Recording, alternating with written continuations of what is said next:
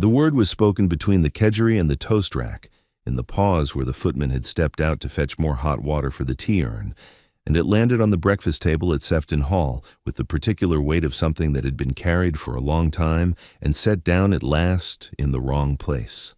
Lady Sybil Sefton did not raise her voice when she said it. She never raised her voice. She had spent 34 years perfecting the art of delivering a wound in the same register one might use to comment on the weather, and she employed it now with the ease of long practice, her knife resting against her plate, her gaze directed not at her brother's wife, but at Sir Walter Grieve, who was seated across the table and who represented this morning an audience worth performing for. "One does wonder," she said, lifting her teacup with a hand that did not tremble, "how long the family must wait. 18 months now and nothing to show for it. But then I suppose that is the risk one takes when one selects a broodmare for temperament rather than pedigree." The silence that followed was not empty. It was architectural. A silence with walls and a ceiling, and a weight that pressed down on every surface in the room. The morning light came through the east-facing windows in long columns that caught the steam rising from the dishes on the sideboard and the dust motes suspended in the air above the table, and in that light everything was visible. The flicker of shock across Sir Walter's face, the stillness of Dorothea's hands around her teacup, the faint, satisfied settling of Sybil's shoulders as she registered the impact of what she had said and found it adequate. Dorothea Sefton, Duchess of Albemarle, did not move. She had been married to Hugh Sefton for 18 months and had lived in his house for 17 of them. And in that time, she had learned the particular architecture of Sybil's cruelty, the way one learns the drafts in an old house, by feeling them, by mapping them, by understanding which doors to keep shut. The comments had begun on the first morning, when Dorothea had come down to breakfast in a dress of pale green muslin, and Sybil had looked at her with the expression of a woman inspecting a horse that had been misrepresented at auction. They had continued through the autumn and the winter and the spring, small, precise incisions delivered in the drawing-room, at dinner, during calls, always in the same mild voice, always with the same careful calibration that ensured each remark could be defended as observation rather than attack. The green of the muslin did not suit her complexion. The arrangement of flowers in the morning-room was not how their mother had done it. The tenants preferred to deal with someone who understood the estate's history, meaning someone who was not Dorothea. The dinner menu was ambitious for a woman who had not been raised with a French cook. The pianoforte in the drawing-room had been their mother's and perhaps ought not be played by hands that had not been properly trained upon it. Dorothea had absorbed each one. She had not responded, not because she lacked words, but because she understood, with the particular intelligence of a woman who had grown up as the fourth of 5 daughters in a house where resources were scarce and observation was survival, that Sybil's power depended on the response. Each remark was a hook cast into still water. To take it was to be caught. To leave it was to let it rust and sink. But this was different. This was not a draft through a closed door. This was the door taken off its hinges. Hugh Sefton, 5th Duke of Albemarle, had been reading his correspondence. He kept the habit of bringing letters to the breakfast table, a practice his father had maintained and which Sybil had always tolerated because their father had done it, and therefore it was correct. He had been reading a letter from his steward at the northern estate, a report on drainage that required his attention but not his alarm, and he had been aware of Sybil's voice in the way that one is aware of weather, present, familiar, not requiring engagement. He heard the word. Not immediately. It arrived a half-second late, as though his mind had initially refused to process it, and then, finding no alternative, delivered it with reluctant clarity. He heard broodmare. He heard temperament rather than pedigree. He heard the precise, practiced calm of his sister's voice, deploying a word that reduced his wife to livestock in front of a guest at his own table. He set down the letter. He set down his knife.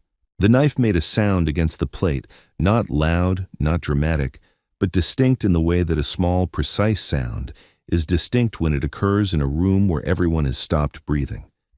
It was the sound of a man putting something down because his hands required emptying, because what he was about to do needed hands that held nothing. Sir Walter Grieve, who had known the Sefton family for 20 years and had accepted the breakfast invitation because he was fond of Hugh, and because the ride from his own estate at Thornley was pleasant in late spring, sat with his fork suspended 2 inches above his plate. He was a man of 53 who had survived a marriage, a widowhood, and the French wars, and he recognized with the instinct of long experience that the temperature in the room had just dropped below the point where polite fiction could sustain itself. He did not look at Dorothea. He did not look at Sybil.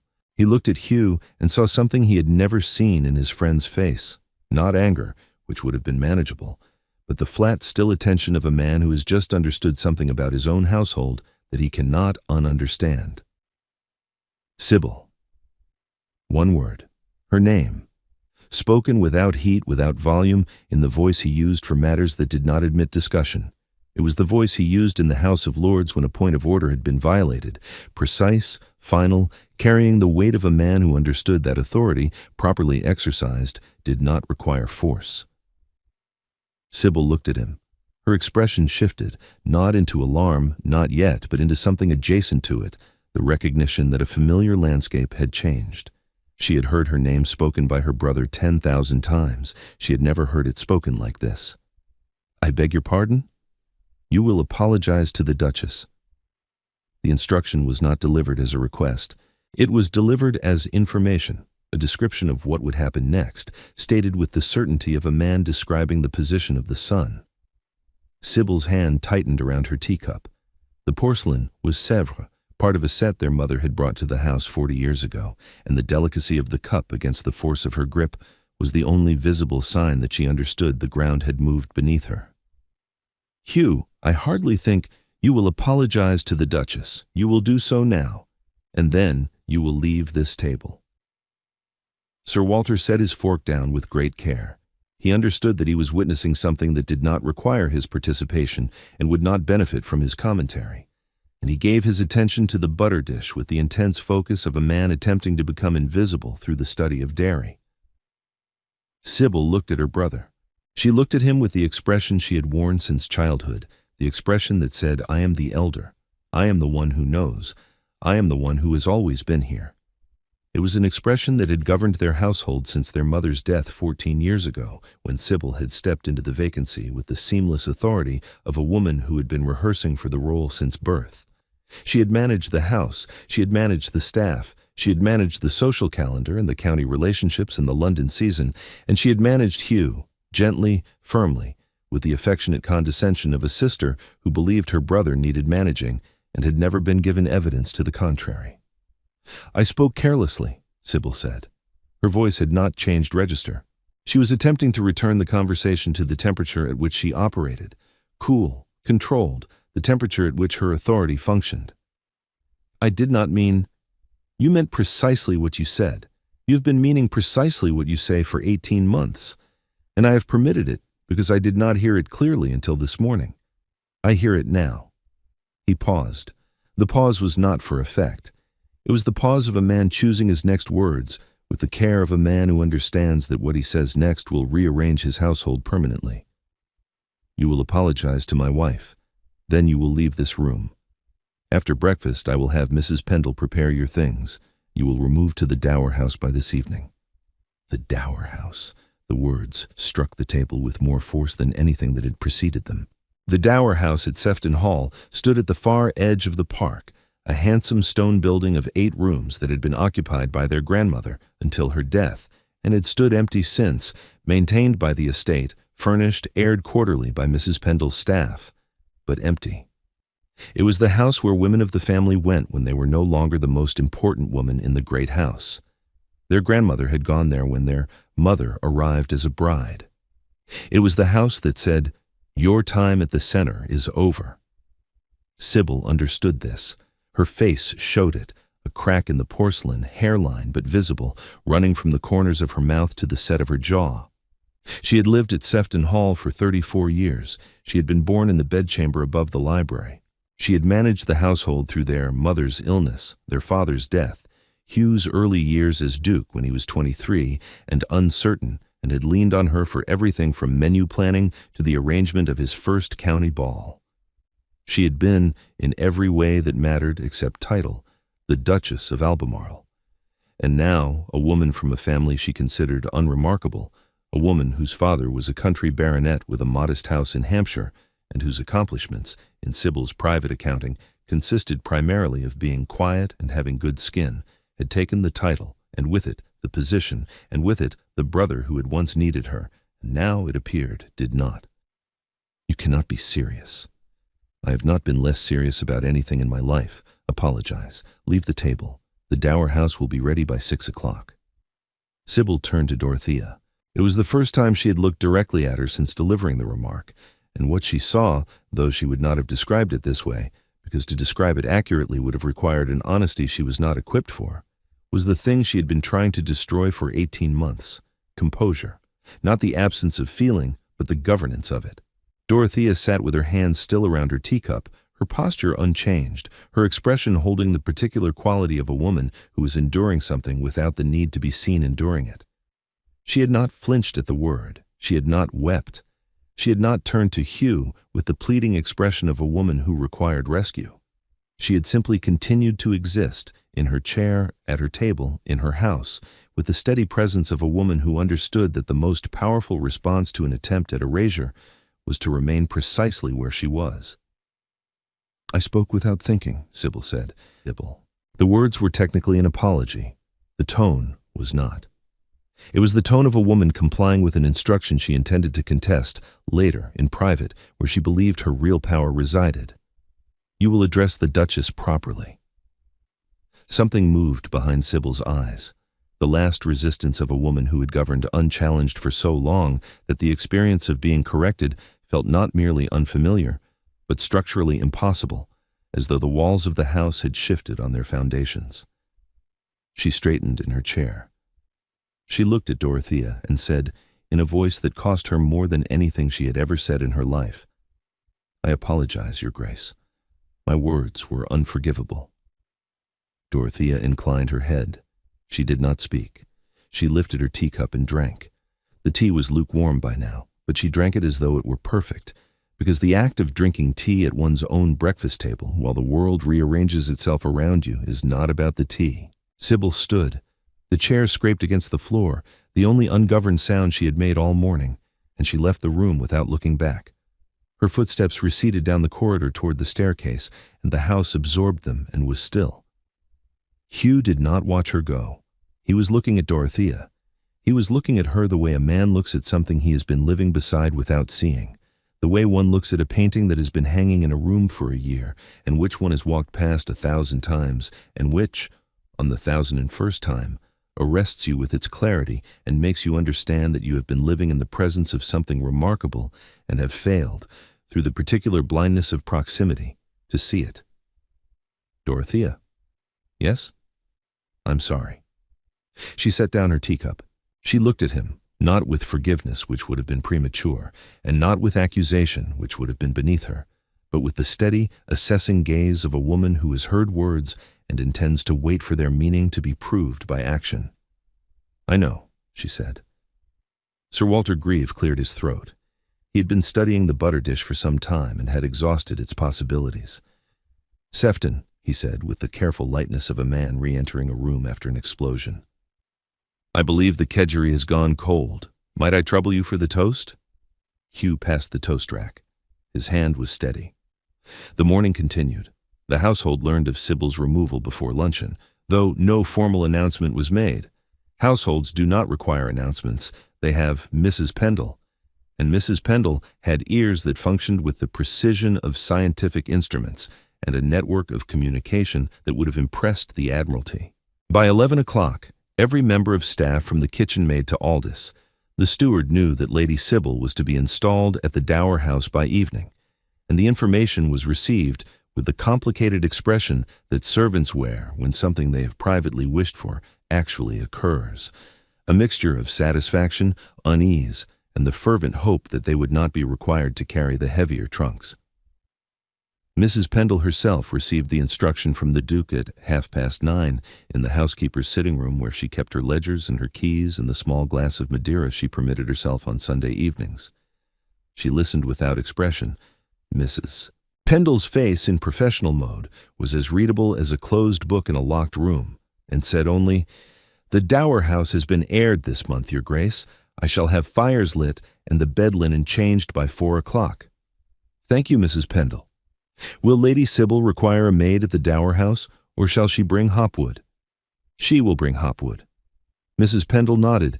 She did not permit herself the satisfaction that moved behind her eyes, because she was a professional, and professionals did not take visible pleasure in the redistribution of household power.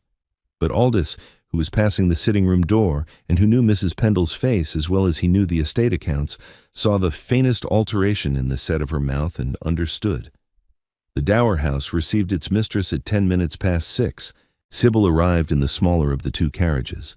She'd requested the landau, and been told by Aldous, with the impeccable courtesy of a steward following instructions, that the landau was reserved for the Duchess's use, and the brougham was available. It was a small thing, the carriage. It was not a small thing at all. She brought 4 trunks, hopwood, and the portrait of their mother that had hung in her bedchamber since childhood. She did not bring the Sèvres tea set, though she had used it every morning for 14 years, because the Sèvres belonged to the house, and she understood, with the bitter clarity of a woman being taught the difference between residence and ownership, that she had been using it on loan. The dower house was comfortable. It was warm. It was, by any reasonable measure, a handsome establishment that most women of rank would have been grateful to occupy. Sybil walked through its rooms with hopwood trailing behind her, and felt each one as a diminishment, not of her comfort, which was adequate, but of her consequence, which was everything. Hugh came to her the following morning. Not to relent, she saw that immediately, in the way he stood in the doorway of the dower house drawing-room with his hat in his hand, and his expression carrying the particular firmness of a decision that has been slept on and confirmed. He had come to explain. Not to justify. Justification implied uncertainty, but to describe clearly and without anger what would change. You are welcome at the great house for dinner when we entertain.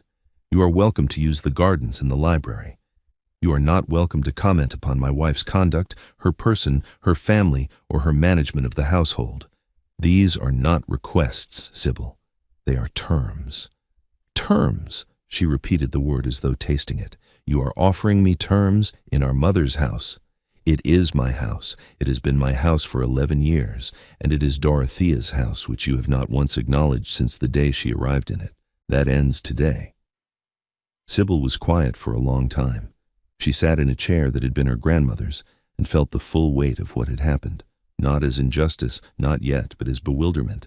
She had been the center of this household. She had raised Hugh through grief and the enormous responsibility of an inherited dukedom, and she had done it without thanks, because thanks was not what she wanted. What she wanted was permanence.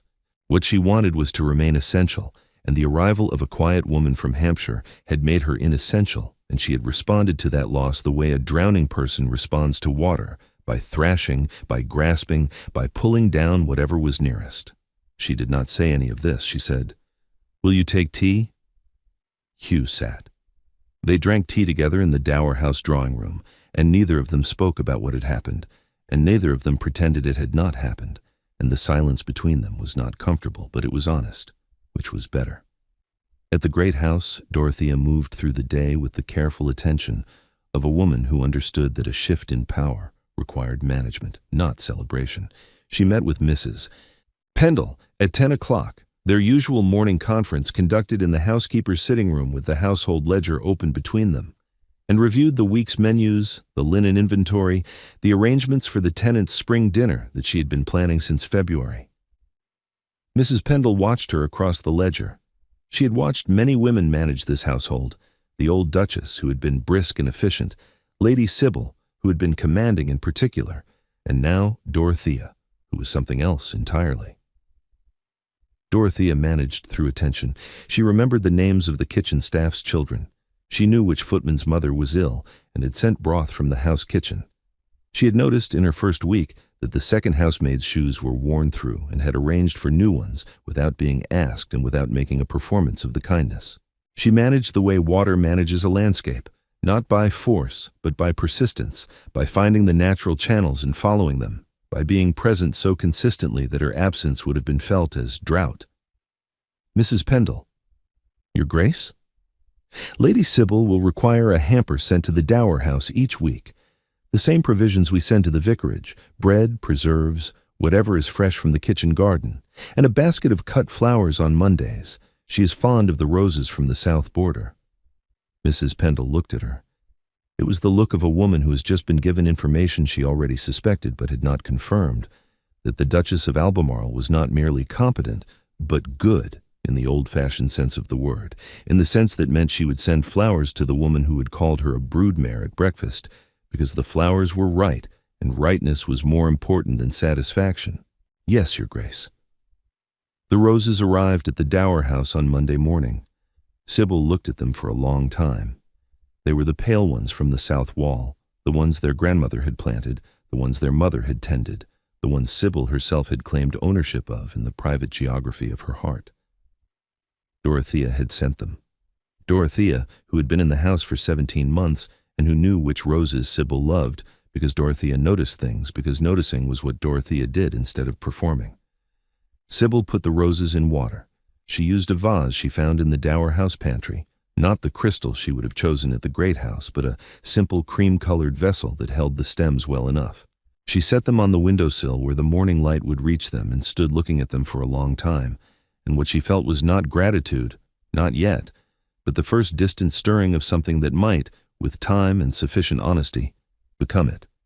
The weeks passed. Hugh came to dinner at the Dower House on Thursdays, a standing arrangement that emerged without discussion, the way arrangements do in families where the formal has been stripped away and only the essential remains.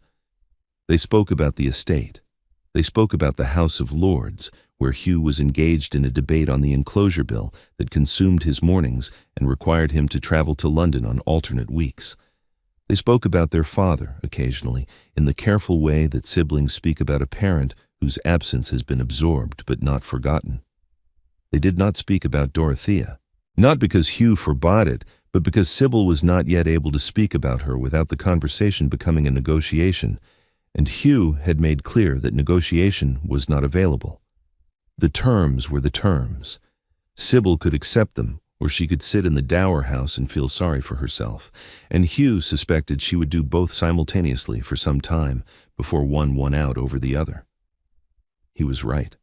By midsummer, Sybil had stopped sending Hopwood to the Great House for reports on the household, a habit she had maintained for the first 3 weeks, with the compulsive persistence of a woman who could not stop monitoring a machine she had once operated.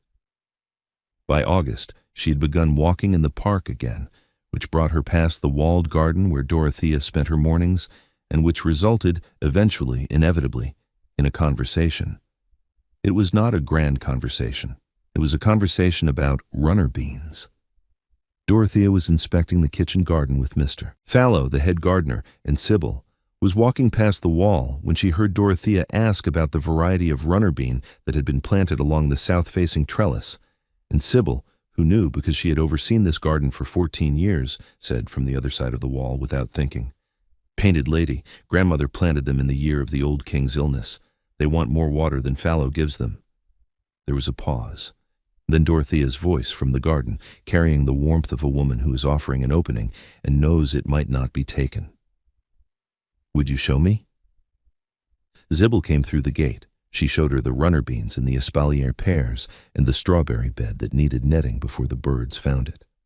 She showed her where the asparagus crowns were planted and why the rhubarb was struggling and which corner of the herb garden received the most sun. She did this without condescension, or nearly without it. The habit was old and would take time to break, and Dorothea listened with the attentive silence of a woman who understood that this was not about runner beans. Mrs. Pendle, who observed this exchange from the kitchen window, allowed herself a small private adjustment of expression that Aldous, had he been present, would have identified as satisfaction. The autumn brought the county assembly, the first significant social occasion since the breakfast. Dorothea attended on Hugh's arm, wearing a gown of ivory silk with pearl buttons at the sleeves that Mrs. Pendle had helped her select, and which caught the candlelight in the assembly rooms with the quiet luminosity of a woman who did not require ornament because she carried her own light. Hugh stood beside her with the particular attentiveness of a man who has understood, belatedly but completely, that the woman he married is not the woman he assumed she was. She is better, she is deeper, she is the kind of woman who sends roses to her enemy and calls it housekeeping. Sir Walter Grieve was present. He crossed the room to greet them with the warm directness of a man who has survived the awkward breakfast and emerged with his friendship intact and his respect considerably increased. "Duchess," he said, bowing over Dorothea's hand, "I hear the kitchen garden is thriving." "The runner beans are especially fine this year," Dorothea said. "Lady Sybil advises more water and less sediment, and she is right on both counts." Sir Walter looked at Hugh. Hugh looked at his wife. There was something in his expression that Sir Walter had not seen before, not pride, which implied ownership, but recognition, which implied equality. The Duke of Albemarle was looking at the Duchess of Albemarle as though she were the most interesting person in the room, and in a room full of people who had been studying the Sefton marriage for 18 months with the avid attention of spectators at a theater, this did not go unnoticed. Lady Sybil attended the assembly. She arrived separately, in the brougham, wearing a gown of dark blue silk that their mother had once worn, and she entered the rooms and saw the way the company oriented itself around Dorothea and Hugh, not around Sybil, not any longer, and felt the loss of it like a phantom limb. But she also saw Dorothea turn toward the door when she entered, say something to Hugh, and cross the room toward her with the unhurried grace of a woman approaching someone she intended to include rather than avoid. "Lady Sybil, I am glad you came. Mrs. Fenton has been asking after your opinion on the altar flowers for Michaelmas. She trusts no one else's judgment, and I told her you would know exactly what was needed." It was a small thing, the altar flowers. It was not a small thing at all. It was Dorothea offering Sybil a place, not the place she had occupied before, which was gone and could not be returned, but a place nonetheless, defined not by power but by belonging, which is quieter and more durable, and which Sybil, standing in the assembly rooms in her mother's dress with the noise of the county around her, understood for the first time was what she had actually been fighting for all along. "Thank you," Sybil said. The word had no edge. It was the first word she had spoken to Dorothea that contained nothing but itself. The winter came. Sybil came to the great house for Christmas dinner and sat at the table where she had once presided, and found that the meal was excellent and the conversation was better, and that Dorothea had placed her beside Hugh with Sir Walter on her other side, so that she was flanked by the two men who knew her best and who would not require her to perform. After dinner, in the drawing-room, Dorothea played the pianoforte. She played a sonata their mother had been fond of, not because she knew this, but because Mrs. Pendle had mentioned it in passing, and Dorothea had remembered, because Dorothea remembered everything, because remembering was the mechanism by which she loved. Sybil sat in the chair nearest the fire, and listened, and did not say that the pianoforte had been their mother's, and perhaps ought not be played by hands that had not been properly trained upon it. She did not say it because it was not true. It had never been true. It had been a weapon, and she had set her weapons down, not all at once and not without cost, but steadily, the way one sets down heavy things when one's arms have finally grown tired of carrying them. Hugh watched his sister and his wife from the doorway. The firelight caught them both. Sybil in the chair, Dorothea at the instrument, the music filling the room with the particular warmth that music carries when it is played in a house where it has been absent too long. He understood that what he was seeing was not reconciliation, which implied that the two women had once been allied and were returning to alliance. It was something harder and more valuable. It was construction, the building of something that had never existed between them before, assembled from the materials of rupture and tended with the patience that only women seem to possess for the work of making a household into a home. The following spring, Dorothea told him she was with child. She told him in the garden, beside the runner beans, that Sybil had taught her to water properly on a morning when the light was new and the air smelled of wet earth and the south border roses were beginning to open. Hugh took her hand and held it and did not speak for a long time, and when he did speak, he said only her name twice, because it was the only word that contained everything he meant. The child, a girl named Frances after their mother, was born in October in the bedchamber above the library where Sybil herself had been born 35 years before. Mrs. Pendle managed the household through the confinement with the efficiency of a woman who had waited for this particular task. The way a general waits for a campaign, she knows she will win. Aldous ensured the estate ran smoothly in the Duke's distraction. Sybil came to the great house on the third day. She stood in the doorway of the bedchamber and looked at Dorothea holding the child, and felt the full, complicated weight of what she had nearly destroyed, not through malice, though it had looked like malice from the outside, but through the terror of a woman who had confused necessity with identity and had fought to preserve the former because she could not bear to examine the latter. "She has your hands," Sybil said. She crossed the room and sat on the edge of the bed, the first time she had sat on that bed since their mother had died in it, and looked at the child with an expression that contained at last nothing but what it was. "May I?" Dorothea placed Frances in Sybil's arms. The child weighed almost nothing and meant almost everything, and Sybil held her with the careful, competent hands of a woman who had managed a great house for 14 years and who understood, finally, that the most important thing she had ever held was not a household, but this, a small, warm weight that breathed and stirred and would grow up in a house where two women had learned, at great cost and by the hardest possible route, to share the same rooms without the need to own them. Hugh found them like that. Dorothea resting against the pillows, Sybil holding Frances beside the window where the October light came through in pale gold columns, Mrs. Pendle standing in the doorway with a tray of tea and the expression of a woman whose professional satisfaction had reached its absolute ceiling. He stood in the corridor and did not enter because the scene did not require him, and because the wisest thing a man can do in a house full of capable women is to know when his presence is a contribution and when it is an interruption. Years later, when Frances was old enough to ask, she would learn the story in pieces from Mrs. Pendle, who told it with the compressed efficiency of a woman who believed that important information should be communicated clearly and without embellishment. From Sir Walter, who told it with the warmth of a man who had been present at the breakfast and who believed the kedgeree had been excellent, whatever else might be said about the morning. And from Sybil herself, who told it once on a winter evening in the Dower House, with the fire low and her hands folded and her voice carrying the particular steadiness of a woman who has examined her worst moment with sufficient honesty to describe it without flinching.